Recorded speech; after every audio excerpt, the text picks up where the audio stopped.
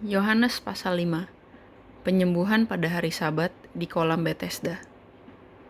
Sesudah itu, ada hari raya orang Yahudi, dan Yesus berangkat ke Yerusalem. Di Yerusalem, dekat pintu gerbang domba, ada sebuah kolam yang dalam bahasa Ibrani disebut Betesda.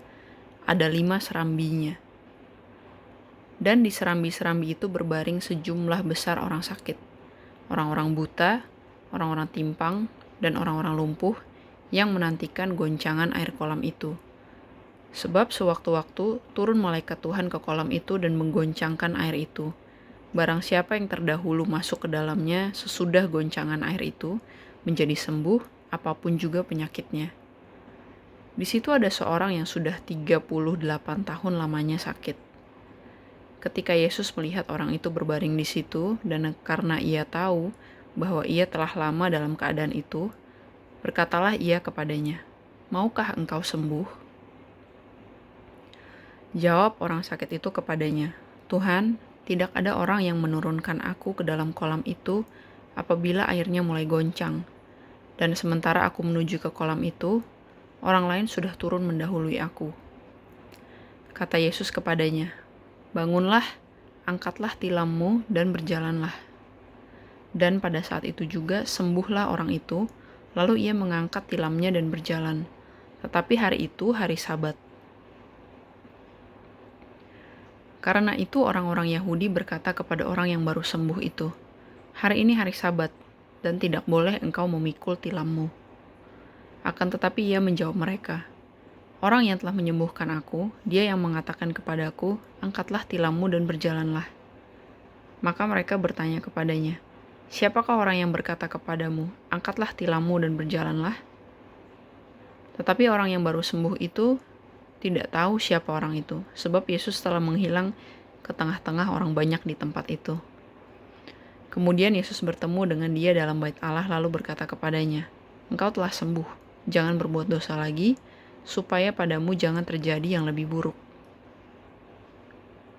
Orang itu keluar lalu menceritakan kepada orang-orang Yahudi bahwa Yesuslah yang telah menyembuhkan dia. Dan karena itu, orang-orang Yahudi berusaha menganiaya Yesus karena ia melakukan hal itu pada hari Sabat. Tetapi ia berkata kepada mereka, "Bapakku bekerja sampai sekarang, maka aku pun bekerja juga." Sebab itu orang-orang Yahudi lebih berusaha lagi untuk membunuhnya, bukan saja karena ia meniadakan hari Sabat, tetapi juga karena ia mengatakan bahwa Allah adalah Bapanya sendiri, dan dengan demikian menyamakan dirinya dengan Allah. Maka Yesus menjawab mereka katanya, "Aku berkata kepadamu, sesungguhnya anak tidak dapat mengerjakan sesuatu dari dirinya sendiri, jikalau ia tidak melihat Bapa mengerjakannya. Sebab apa yang dikerjakan Bapa, itu juga yang dikerjakan anak. Sebab Bapa mengasihi anak, dan ia menunjukkan kepadanya segala sesuatu yang dikerjakannya sendiri. Bahkan ia menunjukkan kepadanya pekerjaan-pekerjaan yang lebih besar lagi daripada pekerjaan-pekerjaan itu, sehingga kamu menjadi heran. Sebab sama seperti Bapa membangkitkan orang-orang mati dan menghidupkannya, demikian juga anak menghidupkan barang siapa yang dikehendakinya. Bapa tidak menghakimi siapapun, melainkan telah menyerahkan penghakiman itu seluruhnya kepada anak, supaya semua orang menghormati anak, sama seperti mereka menghormati Bapa. Dan barang siapa tidak menghormati anak, ia juga tidak menghormati Bapa yang mengutus dia. Aku berkata kepadamu, sesungguhnya, barang siapa mendengar perkataanku dan percaya kepada dia yang mengutus aku, ia mempunyai hidup yang kekal dan tidak turut dihukum, sebab ia sudah pindah dari dalam maut ke dalam hidup.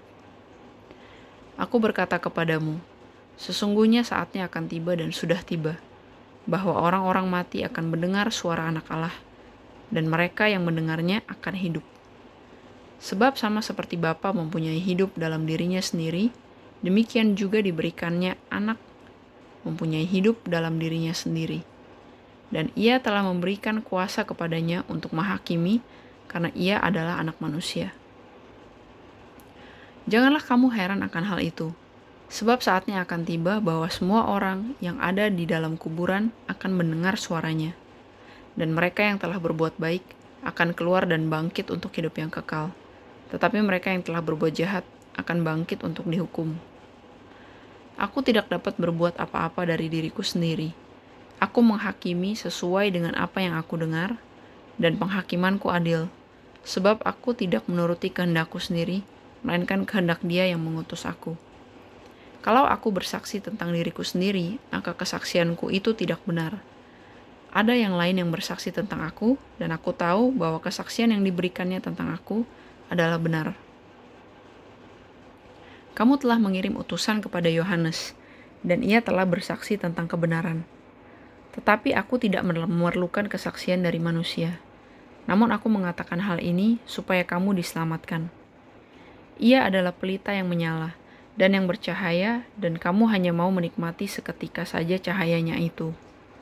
Tetapi aku mempunyai suatu kesaksian yang lebih penting daripada kesaksian Yohanes, yaitu segala pekerjaan yang diserahkan Bapa kepadaku, supaya aku melaksanakannya. Pekerjaan itu juga yang kukerjakan sekarang, dan itulah yang memberi kesaksian tentang aku bahwa Bapa yang mengutus aku. Bapa yang mengutus aku, Dialah yang bersaksi tentang aku.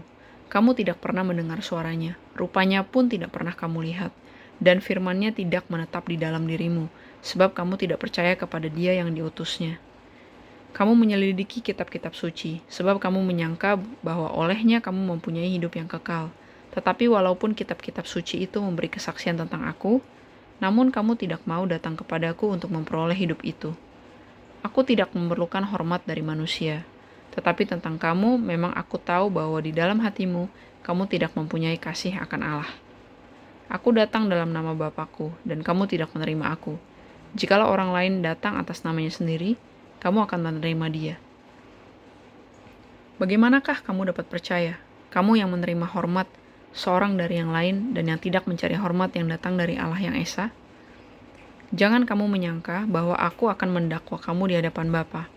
Yang mendakwa kamu adalah Musa, yaitu Musa yang kepadanya kamu menaruh pengharapanmu.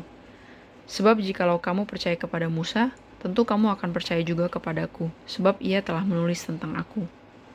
Tetapi jikalau kamu tidak percaya akan apa yang ditulisnya, bagaimanakah kamu akan percaya akan apa yang kukatakan?